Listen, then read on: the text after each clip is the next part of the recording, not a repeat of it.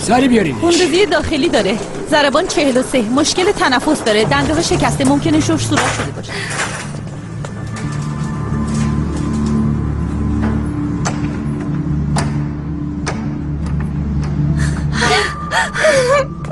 هیچی نمیشه عزیزم، هیچی نمیشه. چی شد؟ بابا چی شد؟ نه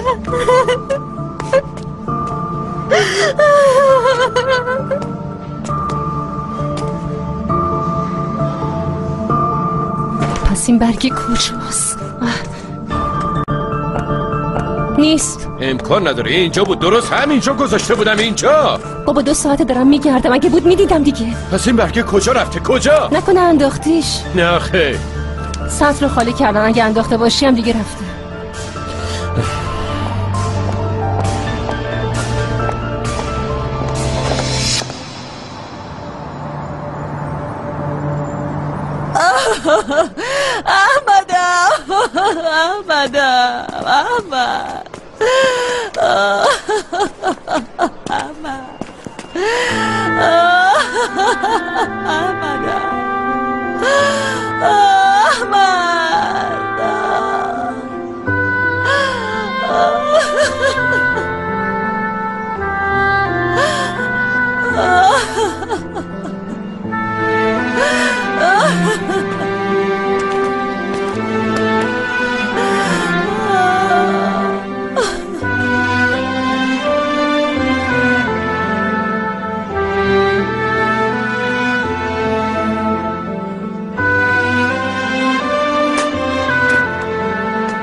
حالش چطوره؟ بهتره، میتونین سوالاتونو بپرسی.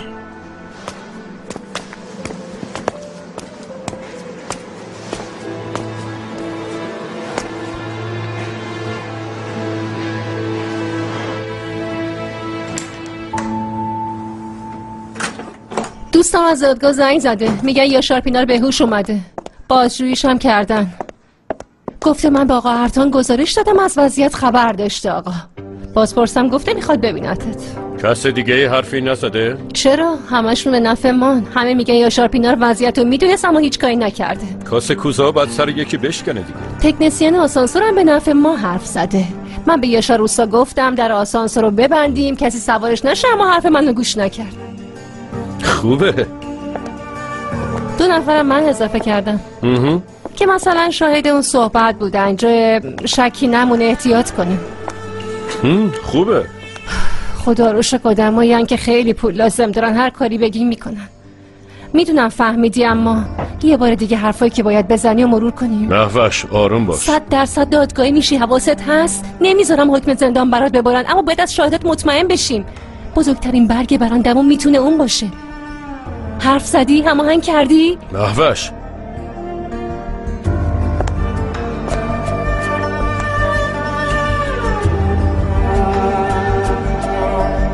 خون سرد باش.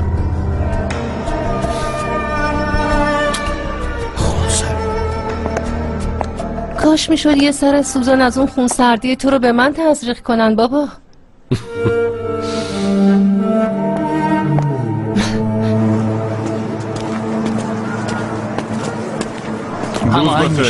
خیلی ممنون، خیلی زحمت کشیدی. خدا نگهدار. فیروزه بابا چطوری دخترم؟ ایشالله از این بهتر میشه. ایشالله دخترم، خدا شفا بده. آمین.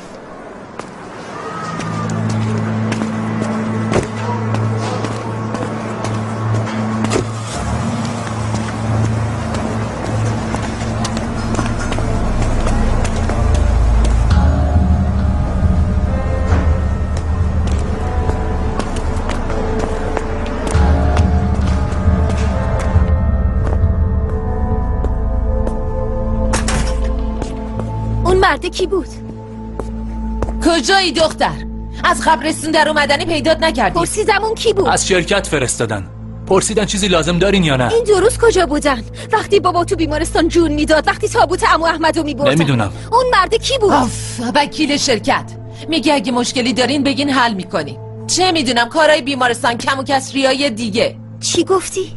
یه چیزی مثل خسارت. پول. بله، به خانواده مرده ها پول میدن. یه جورایی فهموندن اگه خانواده ها رو راضی کنیم جیب ما رو پر میکنن. هیچ پولی ازشون قبول نمی‌کنیم. نه بابا. واسه چی؟ واسه چی؟ اونا باعث شدن بابا تو بیمارستان باشه. نمیذارن با 2 قرون کف دست ماها گذاشتن وجدانشون رو آروم کنن. همشون مجازات میشن. تقاص کارشون رو پس میدن. شنیدی؟ دخترم این یه اتفاق خاص خدا بوده. بنده خدا. اتفاق کدومه مامان؟ درسته بابا زنده است اما 13 نفر مردن. بله میدونیم اما اونا هم پول میگیرن. والا فقط به ما که پول نمیدن، به اونا هم میدن. بابا اون مختو به کار بنداز. حالا گیریم یکی هم بره بیفته زندون، برای کی چه فایده ای داره؟ چه خیری داره آخه؟ اما پول برامون آب رو آتیش میشه، جون میگیریم. اون پول تو این خونه نمیاد، از گله اون پایین نمیره. باشه تو نخور، من سهم تو رو میخورم بابا. بمیرم هم نمیذارم. تو کی باشی؟ کی از تو پرسید؟ ها؟ تو کی؟ حرف زیادی بزنی همچین بکش بنداز. این که مردی و ازم بزرگتری دلیل نمیشه رو دست بلند کنی. شنیدی؟ صبر کن، گوشتو باز کن. بابا برگشت خونه چی بهش میگین مامان؟ میخوان بگین این وضعیت تو برامون نون و آب شد. آره؟ نگاه کن چه تریپه. آخه تو واسه کی تریپ برداشتی؟ منو ببین فیروزه، اون صدای تو رو، اون صدای نحس تو رو تو گلو خفه میکنم، فهمیدی یا نه؟ تو این خونه حرف آخر رو من میزنم. تموم شد رفت. بابا نیست، رفته، اون اینجا نیست. تا وقتی اون بیاد هرچی من میگم میگین چشم. تو هم میگی، شنیدی یا نه؟ با این داد زدنا نمیتونی منو ساکت کنی. شکایت میکنم. همشون تقاص پس میدن اما نه با پول، با عدالت. خدایا خداوندا به این دختر عقل بده. چیه؟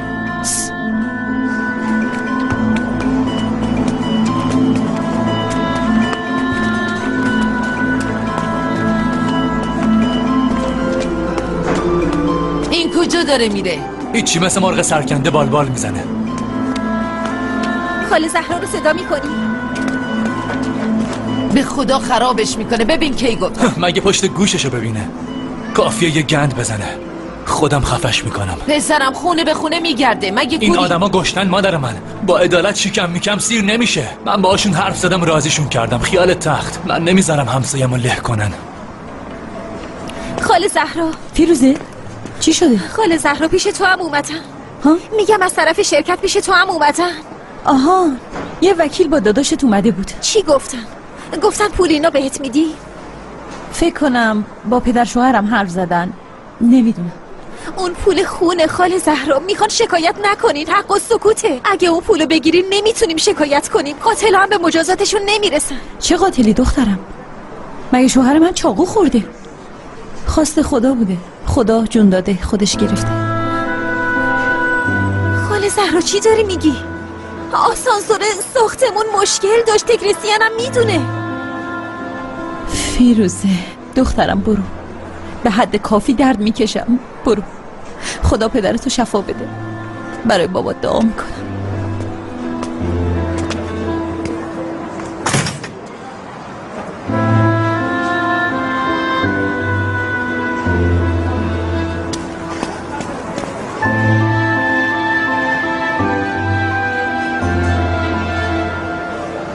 مامان من میرم قهوه خونه. پسرم میگم نرو. مردم نگم باباش بیمارستان بستر یه پسر اومده اینجا تخت بازی میکنه. آخه برای بازی نمیرم ننه جون. میخوام قرضمو بدم. خب فردا پول میارن دیگه. تو هم به عمو یاسین زنگ بزن بگو دیگه پولتو تیکه تیکه نمیدیم، همه رو یه جا میخوایم بدیم. آره باش. ما رفتیم. به سلامت.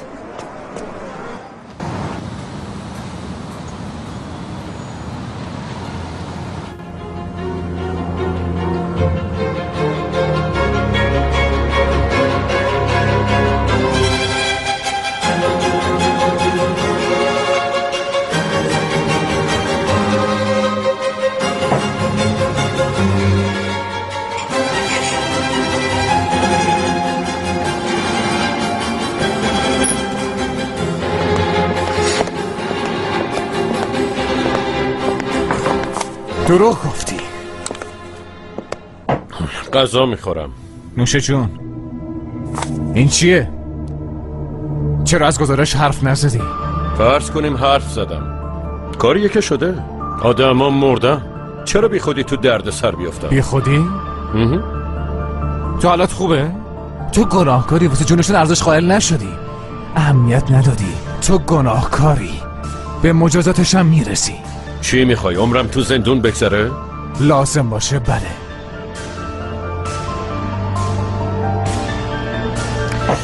اینجوری هم که میگی نیست آیاس. البته تو جایی که تو ازش اومدی درکش یکم سخته.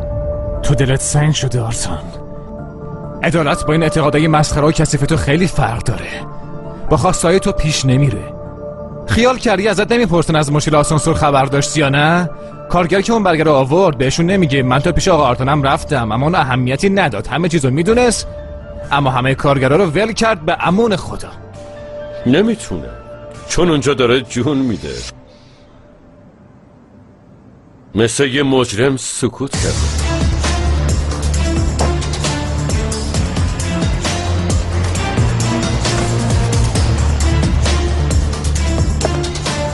تا یه جرقه میزنه فوری آتیش میگیری. سریع. انگار تا آخرش رو نخوندی. نگاه کن اینو ببین. بخون. من از این جریان خبر نداشتم. هیچ برگه‌ای برای من نیاوردن. نمیتونن آورده باشن چون من اون لحظه با تو بودم. اگه میومد تو هم میدیدی. درسته؟ یه شاهد قابل اعتماد دارم. آیاس.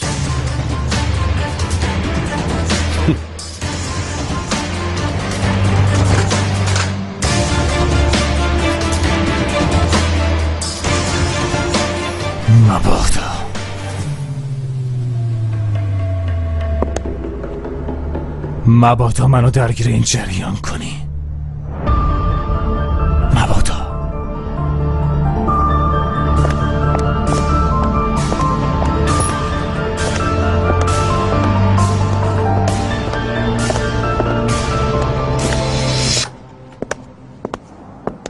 خب چی کار کردین؟ رفته با خانواده یاشار پینار حرف زده. دستشون تنگه. زنش خونه مردم رو تمیز میکنه. 2 تا دختر داره، یکی دبیرستانیه اون یکی فروشنده. یه پسرم داره خیلی موذیه، حرص پول داره. چون نمیتونستم مستقیم پیشنهاد پول بدم گفتم خانواده ها رو برای دیر راضی کن، ما هم بهتون کمیسیون میدیم. جوابش؟ تو هوا قاپید. تو قرض و بدهی غرق شدن. اجاره، قسط و قرض. محتاج نون شبن. خوبه. وقتی پدرشون محکوم شد قدرت درگیری با ما رو ندارن. درست فهمیدم؟ بله دقیقاً. آیاس فکر میکنه یاشار پینار داره میمیره. مراقب باشیم واقعیت رو نفهمه وگرنه برامون شهادت نمیده.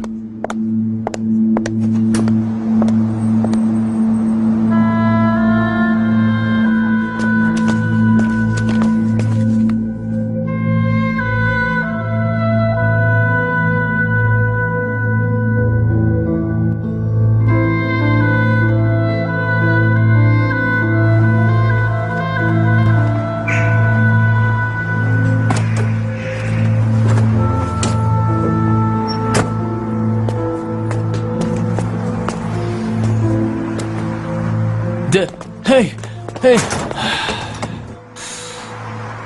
ای بابا. مامان پشت. مامان بیدار شو دیگه.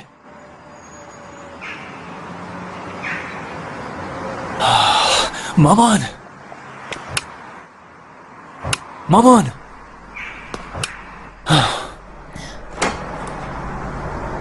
چه خبره فاروک؟ چیز مامان در بسته شد موندم پشت در. بیا بازش کن. در؟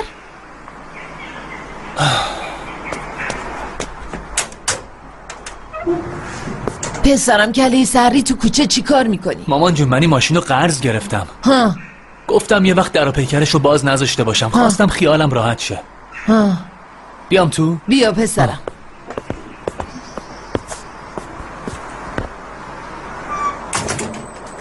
مامان جون این کراوات واسم میبندی فدات شم. من بلد نیستم والا. پسرم من از کراوات پسند چی سرم میشه؟ فیروزه بلده نه من. مامان جون عزیزت کله سحری منو با اون دختر قرقروت درگیر نکن. نیست که درگیرشی. نمیاد خونه. همش پیش باباش میمونه. بهتر. اگه بیاد لباس عوض کنه بهش میگم. پسرم با اون یاسین حرف زدم. خیلی وقت حسابامونو جمع زده.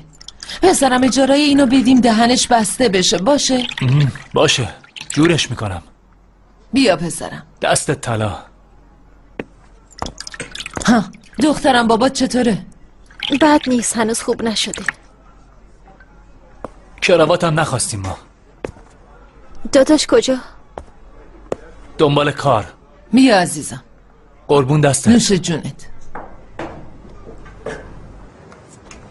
داداش این همه سال بابا یه قرون پول حروم نیاورد تو این خونه.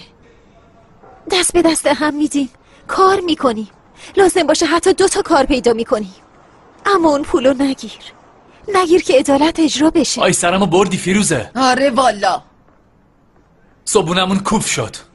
جدی عذاب وجدان نداری؟ اصلا ندارم. هیچی. مامان چطوری توی بابا نگاه میکنی؟ یه چیزی به پسرت دخترم تو هم چقدر بزرگش میکنی؟ ای بابا شما دیگه چه آدمای بی‌وجدانی بسه. کثیفین، چقدر بی‌وجدانی. همچین بزنم تو دهنت بچسبه به اینجا چه خبره؟ دختره روانی زده به سرش. اینجا رو نگاه. داداش صبر کن ببین. فیروزه از سر رام برو کنار. آخرش میذارم لهت میکنم میرم. نمیرم کنار، مگه از رو نشه من رد بشی؟ آخرش کار دست خودم میدم. برو تو. چی کار میکنی؟ دیگه. ولم کن. چی کار میکنی داداش؟ نرو. درو باز کنین. بهت میگم درو باز کن. داداش دختر برو تو اتاق. برو. درو باز کن. گفتم درو باز کن مامان. هرس نخور عزیزم. مامان درو باز کن مامان. درو باز کنین، تو رو خدا درو باز کنین.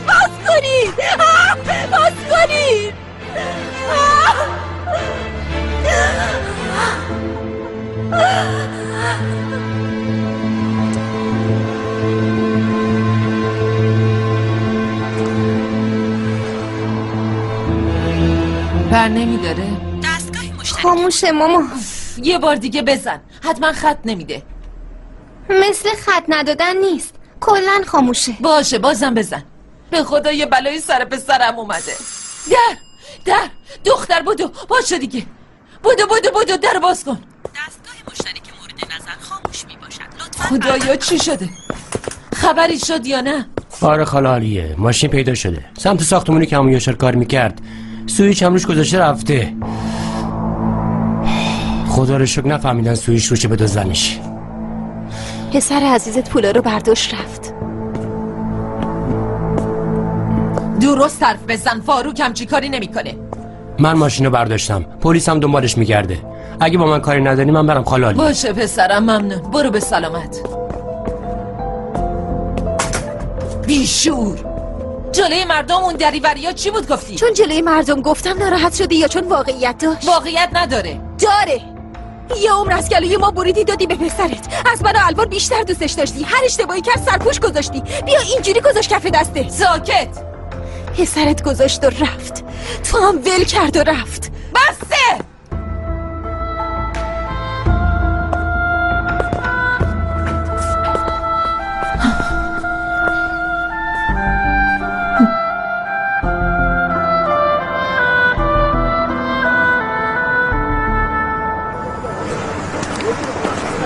باشه ابزار جابجا شده یا نه؟ اگه شده تا کدوم طبقه؟ گزارش همه چی رو میخوام. چشم آقا عیاض، چشم. ممنون، میتونی بری.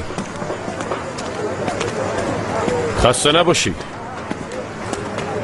محل حادثه بررسی شد. همه گزارشاش هم نوشتم. بی زحمت باید بری جواب سوالای بازپرس رو. میخوایی درد اون آدما رو له کنیم و بریم پی کارمون؟ میخوایی بنام درگیر کثافت کاری خودت بکنی؟ حرفات گنده تر از دهنتم. هزار به حساب قرضت بهم بده کاری. کی محکوم میشه؟ کارگری که بیمارستانه و حالش بده. دکترها گفتن زنده نمیمونه. امروز فردا. خلاصه این که به جای من کسی نمیره زندان. یه مرد مرده متهم میشه. گاهی از این چیزا پیش میاد. گاهی به خاطر خانواده هامون از خودمون میگذریم. مرد خونه بودن چیز ساده ای نیست. یه ساعت وقت داریم. پاسپورت منتظره.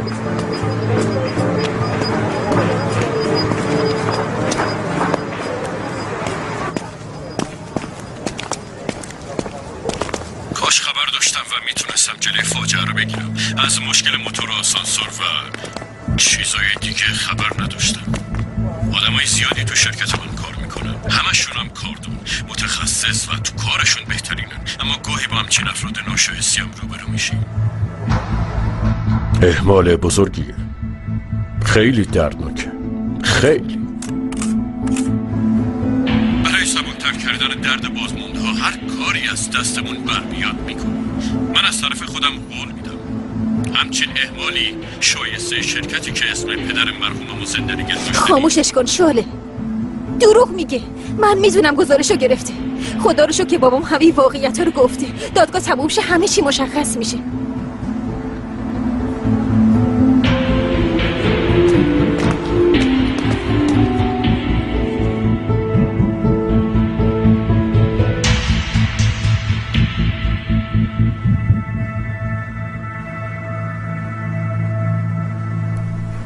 پایاز جون، آقای بازرس کار دارن، ادامه بدیم؟ بعد از حادثه اولین کسی که خودش رو رسون آیاز بود، روش تاثیر بدی گذاشته. صبح روز حادثه شما با ارتان دمیرکان وارد شرکت شدین، درسته؟ بله، با هم سوار آسانسور شدیم. خب تنها بودین؟ تنها بودیم. خب وقتی بالا می رفتین توی طبقات کسی وارد آسانسور نشد؟ نه خیر. بفرمایین ادامه بدین، میشنویم. طبقه 14 پیاده شدیم و رفتیم اتاق آرتان. ببخشید، کدوم اتاق؟ منظورت اتاق جلسه است، درسته؟ بله، اتاق جلسه. شرکت ما یه پروژه جدید گرفته، درباره اون با آقای آرتان جلسه داشتیم. وقتی سر جلسه بودین یا تو راهرو کسی درباره آسانسور برگه یا گزارشی براتون نیورد؟ میتونین بهمون توضیح بدین؟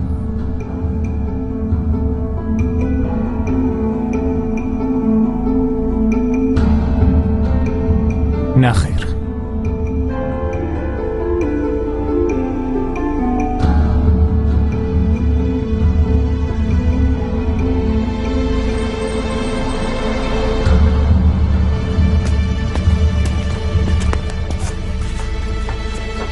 بابا جون یواش.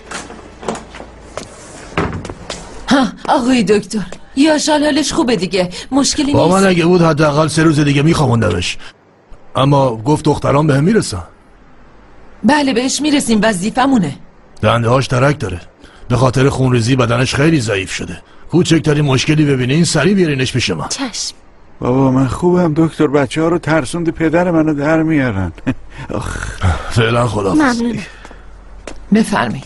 فاروق کجاست؟ الوان عزیزم تو برو یه تاکسی بگیر. با اتوبوس بریم؟ تاکسی برای چی دختر من؟ بابا جون نشنیدی دکتر چی گفت؟ حالت خوب نیست، بیا.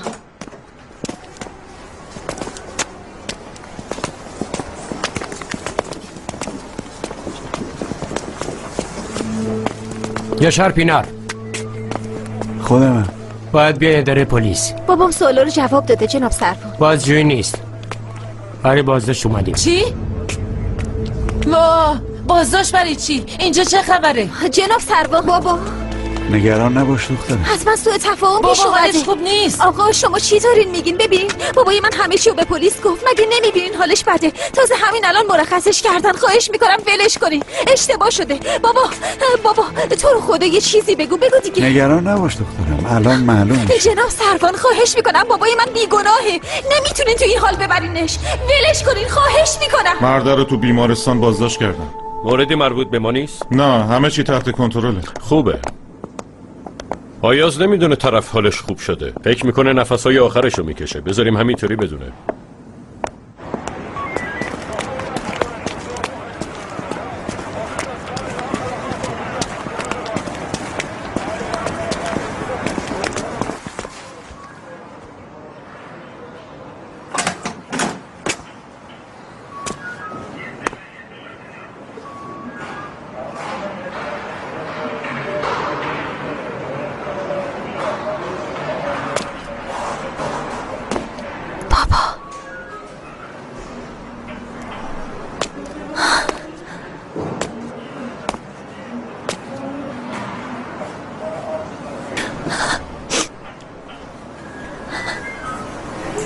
بابا. دخترم. بابا.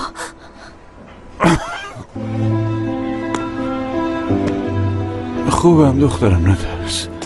بابا.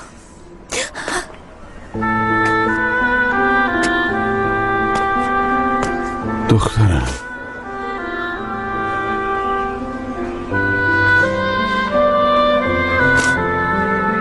اینقدر زود داره تنگ شد.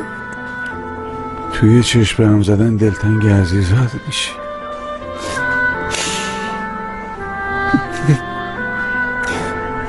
بابا چی شده؟ چی شده؟ چیزی نگفتن؟ این بس چقدر طول میکشه؟ چند تا کارگر علیه من حرف زدن. چرا؟ یعنی چی؟ بابا کیا علیه تو حرف زدن؟ اهمیتی نداره.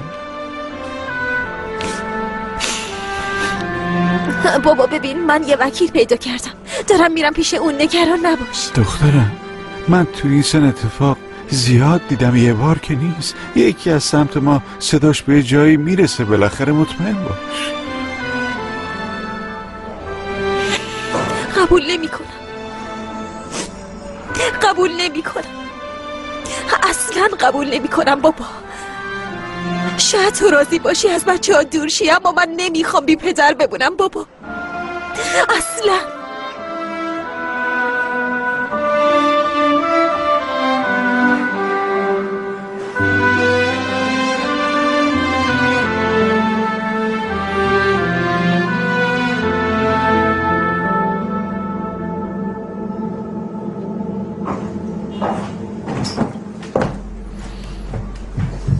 خب میگی این درخواست رو خودت نوشتی؟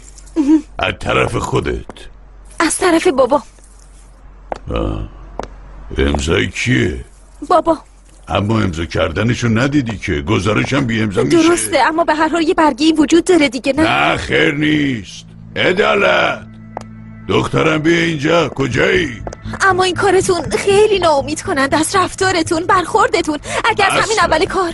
همیشه از منفی به مثبت میرم. اول وضعیت رو میبینم، بعد به چیزی که میخوام میرسم. وقتی جرمی هست مدرکم وجود داره دیگه، فقط برای پیدا کردنش زمان میخواد. یعنی جای امیدواری هست، درسته؟ هست، اما زمان نیست. ببین، چون حادثه مرگبار بوده بابات زندان رفته حالا، ولی ما پرونده رو که ندیدیم. طرف مقابلش هم کار بلده. کسی که باباتو متهم کرده میدونسته آسانسور خطرناکه. اونا کیان؟ معلومه که به خاطر پول بابامو فروختن. بخوایم هم نمیتونیم بفهمیم بابا جان. بازپرس اخطارنامه رو حاضر میکنه. ببین تو اینجا برام شمارتو بنویس، از بازپرس زمان جلسه دادگاهش هم بپرس، بعد زنگ میزنم بهت خبر میدن.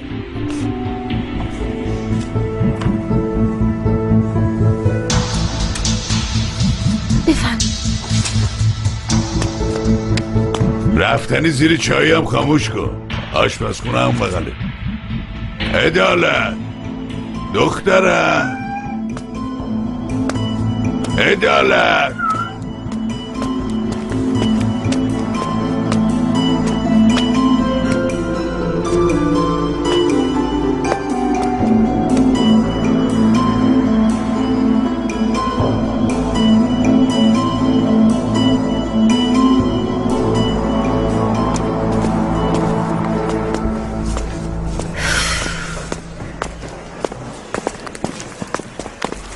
دیروز 5 ساعت در منتظرتون بودم، نیومدی. دادگاه داشتم. گوشیتونم بر نداشتی. گم کردم، نمیدونم کجا.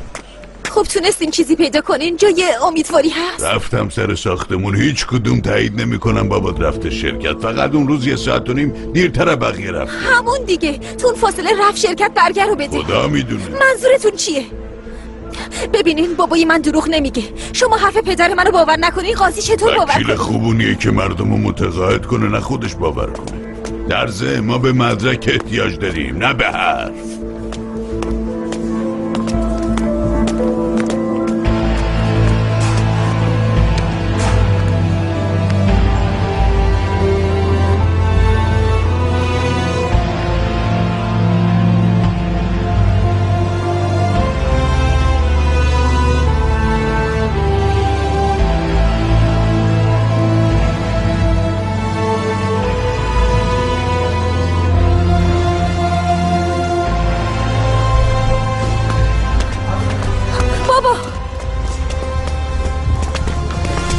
فاصله بگیریم. یاشار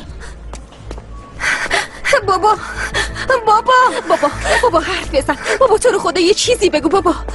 دخترم مراقب مادر و خواهرت باش. چی داری میگی یاشار؟ این چه حرفیه؟ چشاتو نبند دخترم. آخرین آبی که میبینم چشای تو باشه. به جای دریا، به جای آسمون. تو رو خدا نبریش. تو رو خدا خواهش میکنم باید ببریمش. خانم خواهش میکنم خانم. بابا بلم نکن. خواهش میکنم خانم لطفا. خدا جنابو نکنی. بابا یاشار. یاشار نگران ما نباش یاشار. بابا کوتاه نمیام. بابا تسلیم نمیشم. ثابت میکنم که اون برگر رو بردی. بمیرم و عدالت رو اجرا میکنم. دریا هم آسمونم با هم نگاه میکنم بابا.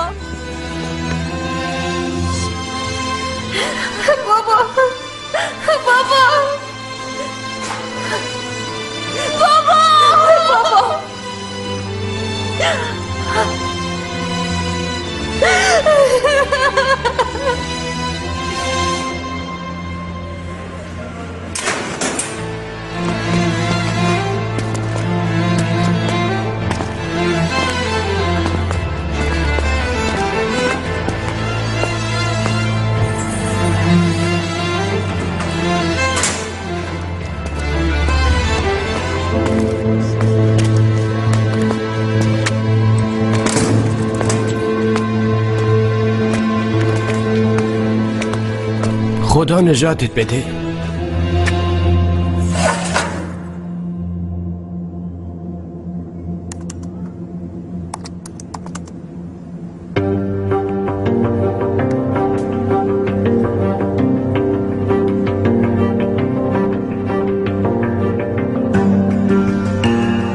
اشتباهه.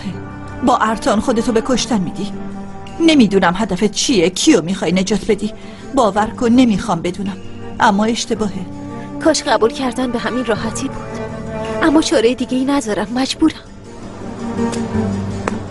باشه. خب چه کمکی ازم میخوای؟ چی کار کنم؟ باید توجهش بهم جلب شه. برای همین باید مورد پسندش باشم. با غرورش بازی کن. تسلیمش نشو. دیوونه میشه. کنترلش رو از دست میده. بعد از اینکه تونستم خلاص بشم رفتم پیش مشاور. به هم گفت ارتان یه نارسیسته. به زور به زندگی برگشتم. با آدما مثل برده ها برخورد میکنه. میخواد همه در برابرش تعظیم کنن. نمیدونم چه قدرتی داره که میبینی حتی مغرورترین آدما براش برده میشن، مثل خود من.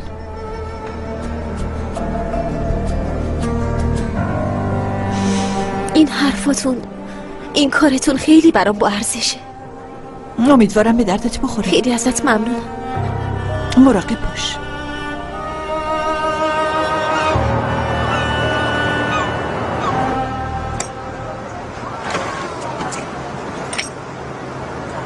اسم تو عوض نکردیم، خودت خواستی. بابام گذاشته، برای همین حساسم. فامیلیت اوزوم، ننه بابا اون دنیا، پرورشگاهی هستی، همه چی اونجاست، خودت میخونی.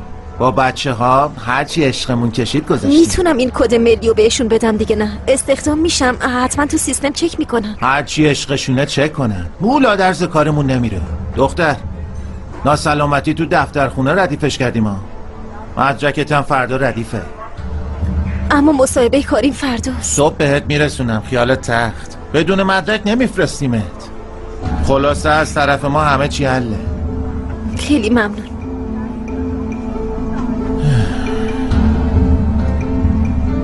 خب بعدش جلال خیریه که وا نکردیم. ما دم چند نفر رو دیدیم دیگه.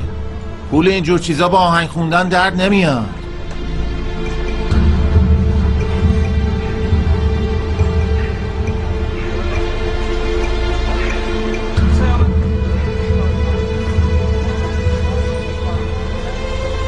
پول ندارم، فقط اینو دارم.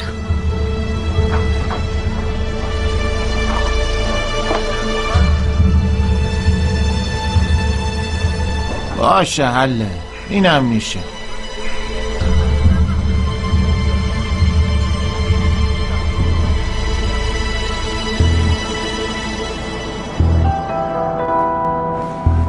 نباید سر این کار ریسک کنم. خدا میدونه کیا درخواست دادن.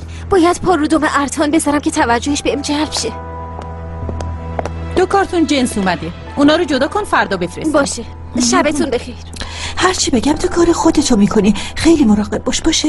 فقط یه روز میرم تو شرکت فیلم‌ها رو برمیدارم میام، نگران نباش. باشه، موفق باشی. ممنون.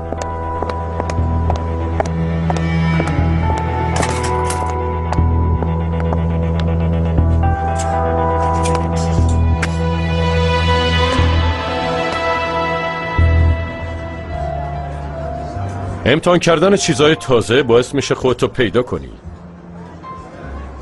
اینو با من امتحان میکنی.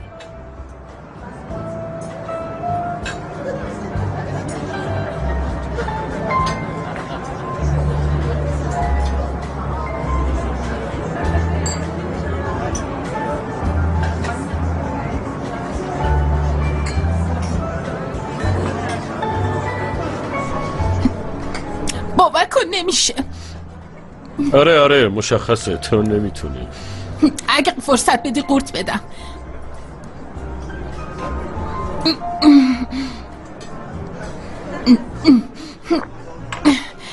حالا شد؟ نه خیر، لذت نبردی.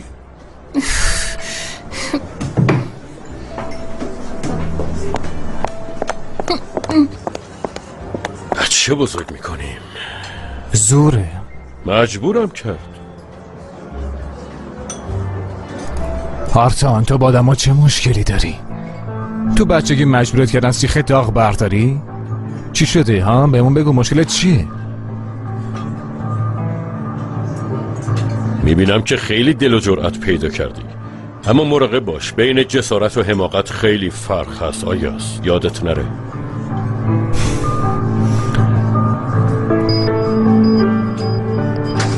سیر شدم.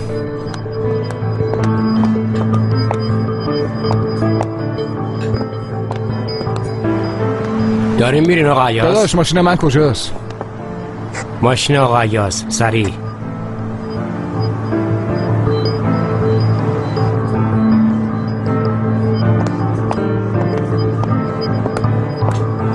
یکی از بچه ها خانومی که با هم بود و برسونه خونش. بگو ارتان رفت. بفرمایید. خیلی ممنونم آقا.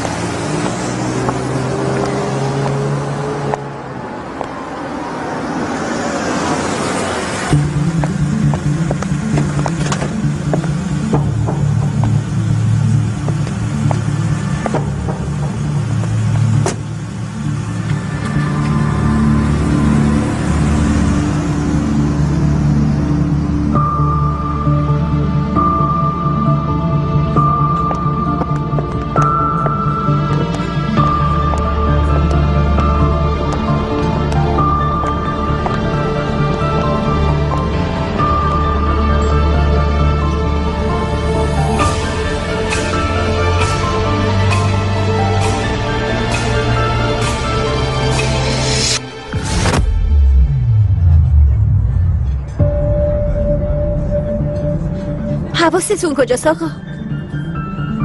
آقا ارتان. نفهمیدم. انتظارشم نداشتم. ببخشید، معذرت خواهی کردین؟ نشنیدم. مقصرها عذرخواهی میکنن، من مقصر نیستم.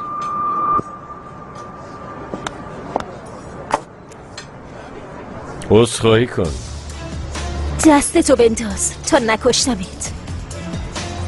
تو عذرخواهی کن. تو اسمت چیه؟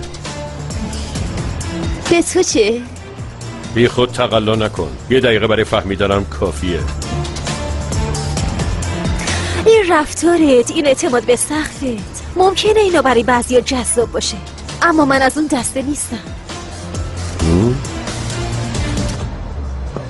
کنجکاوم کردی. تو از کدوم دسته ای؟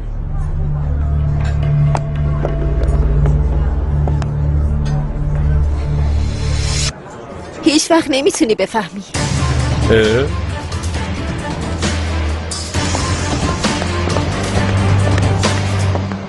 عذر میخوام آقا ارتان.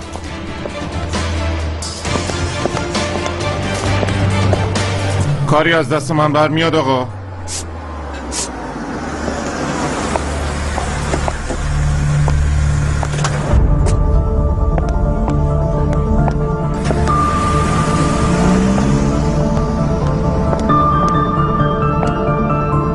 کجا رفت؟ کی آقا؟ دختری که الان رفت چشای آبی داشت. نمیدونم. تو چرا اینجا وایستادی؟ نمیشناسمش آقا، اولین بار میبینم.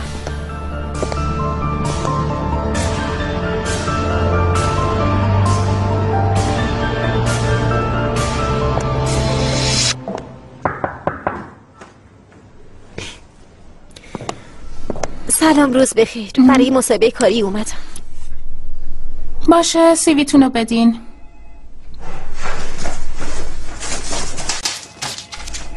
بفرمایید.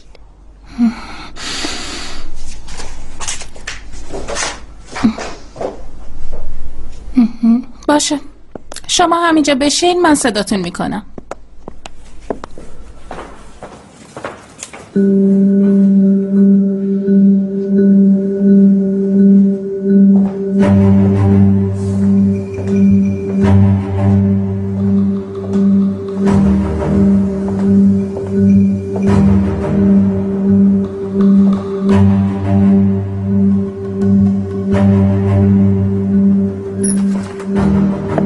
میرسل من میرم، گزارش‌ها رو برام ایمیل کن. چشم آقا ارتان، خدا نگهدار.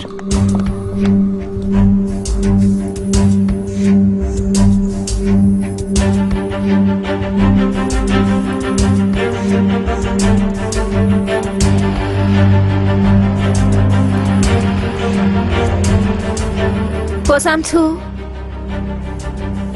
اگه اینجا کار میکنی درخواست کارمو پس بگیرم. اما اگه تو هم مثل من تازه درخواست دادی، یه راهی پیدا کنم که انتخابت نکنم.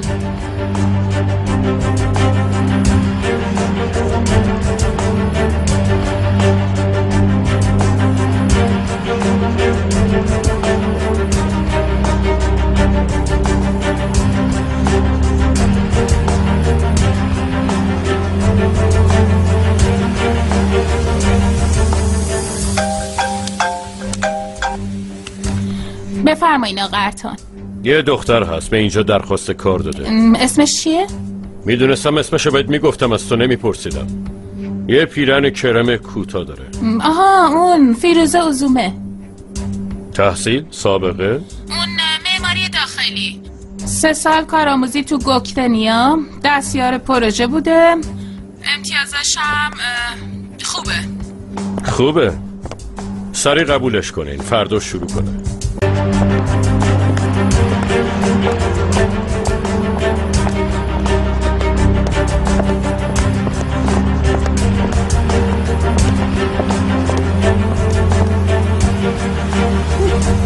بگو که شد. تونستم. خدا رو شکرت. فردا روز اولمه. فیلمی که ثابت کنه بابام برگر رو بهش داده رو پیدا میکنم و همه چی تموم میشه. هرچی سریعتر بهتر. به خدا هر لحظه ممکنه لو بری. فردا حلش میکنم. دیر کردین فیروزه، الان که چارلی زنگ بزنیم.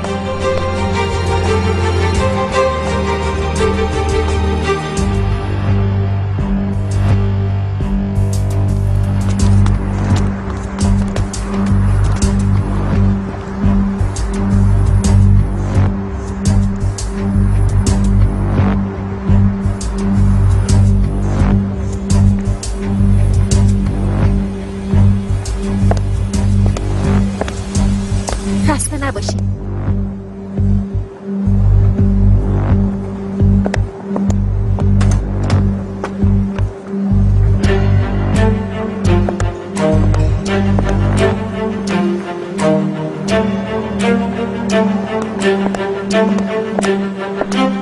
روز بخیر فیروزه عزوم. دیروز استخدام شدم، امروز روز اولمه. یه لحظه.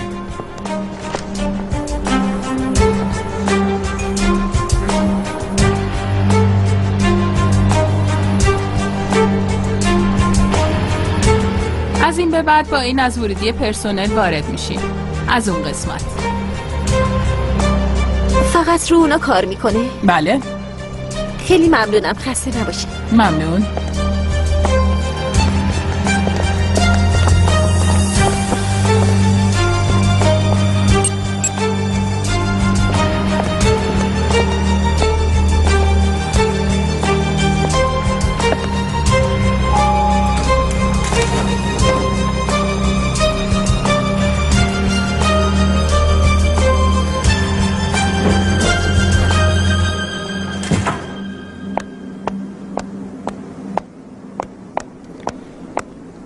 صبح خیر، خسته نباشین. من تازه استخدام شدم. فیروزه اوزو.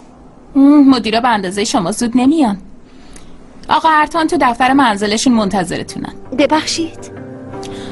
اینطوری بگم یه راننده دم در منتظرتونه. برید پایین سوارتون میکنن. نفهمیدم باید برم خونه؟ بله، خواسته خدا آقا ارتانه. یکم کسالت داره، امروز خونه کار میکنه. اینم پروژه مرکز خریدیه که قراره روش کار کنیم. حواست باشه آقا ارتان خیلی حساسه. روز اولت روز آخرت نشه.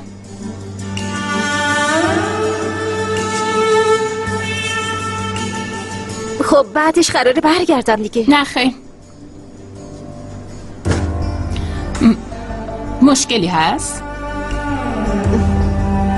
نه خسته نباشی.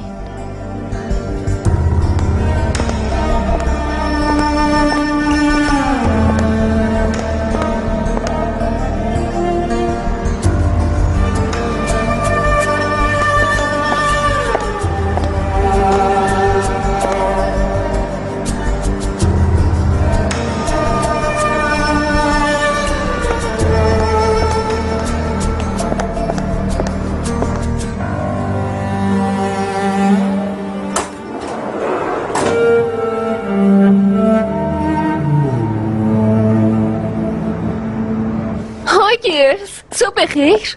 امروز یه سورپرایز براتون دارم.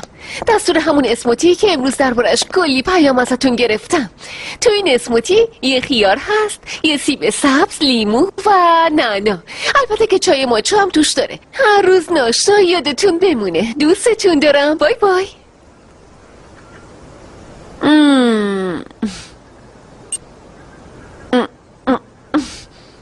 زهر ماره. اوف خیلی چرته. چرا من دیرتر از همه با خبر میشم؟ اینم از عروس جنجالی. صبح بخیر. سلام آلفی، بیا اینجا عزیزم. صبح بخیر. یه چیزی شنیدم اما باورم نشد. این سوء تفاهم رو رفع کنیم خیالم راحت بشه. بهش گفتم لباس عروس طرایی خودت میشه. نه سوء تفاهمی پیش نیومده. من تصمیممو گرفتم. ببین فکر خیلی خوبیه اما فرصت نیست. همه کارای آتلیه رو عقب انداختم مامان جون. همه مشغول لباس عروسم شدم. فرض کنیم مشکلی پیش بیاد. نمیاد. خیلی محکم حرف میزنی. چون تصمیمم قطعی و مشخصه مامان جون. لباس عروسمو خودم طراحی میکنم. این فقط یک بار تو زندگی آدم پیش میاد. پشیمون میشی. نگران نباش مامان جون. اینقدر گزینه دارم که پشیمون نشم. درسته تو لباس عروس میدوزن. عشقم اومده. تو منو نبینه نمیره. حرف میزنیم. الفی بودو بریم. بودو نگفتم منصرف نمیشه. ممنونم.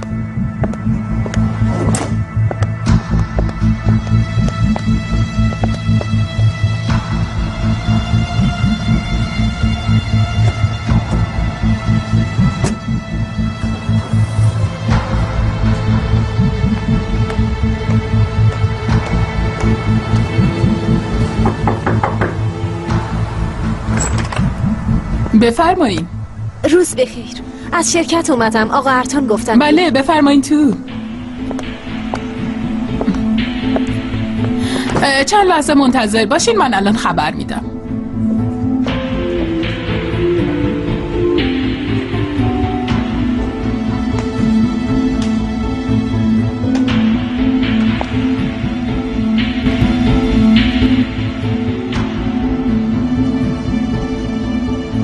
هنوز همه دعوتنامه ها پخش نشده. غذا انتخاب نشده.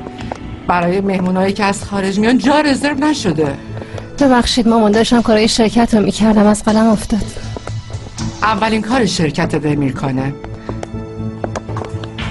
اولین ساختمونی که شوهرم درست کرد. سنه ماکت از تو بیشتره. برای همینم قیمت نداره. نگاه میکردم. نگاه کن. برای همینم اینجا گذاشتیم که جلوی چشم باشه و فراموش نشه، اما بهش دست نزن.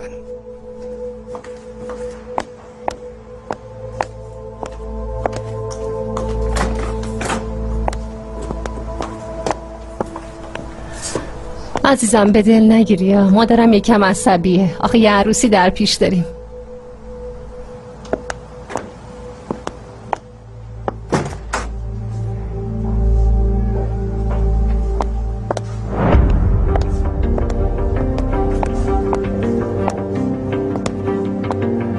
خوش اومدی.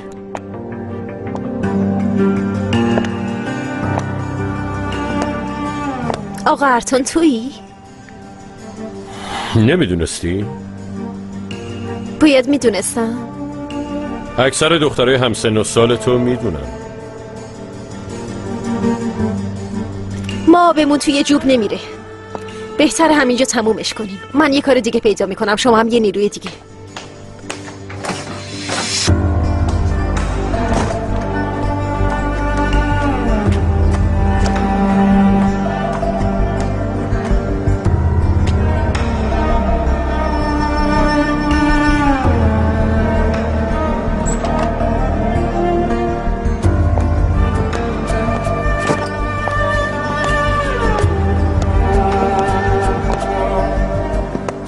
انگار قراره با همدیگه خودمون رو امتحان کنیم.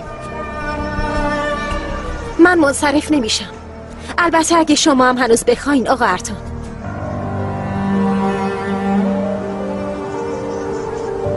دربارش فکر کنین. فیروزه،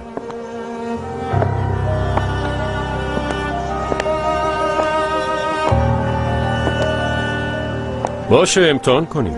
اگه خوشت بیاد حتی میتونی دستیار شخصی جدیدم بشی. ارتان من رفتم. جلسه دارم، بقیه‌شو تو شرکت انجام میدیم.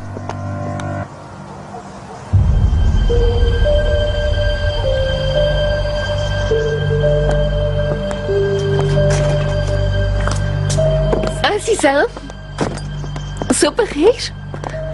جلساتون که تموم شده، نخواستم مزاحم شم.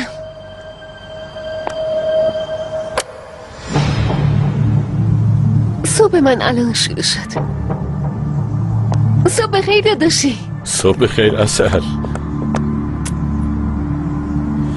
فیروزه، ممکنه دستیار جدیدم بشه. خوشبختم، من براکم. همچنین. ایاز نامزدم. عزیزم نمیای؟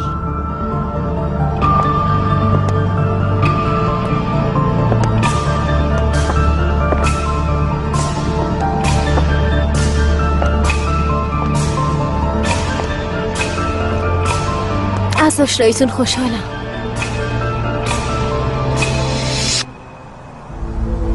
فیروزه.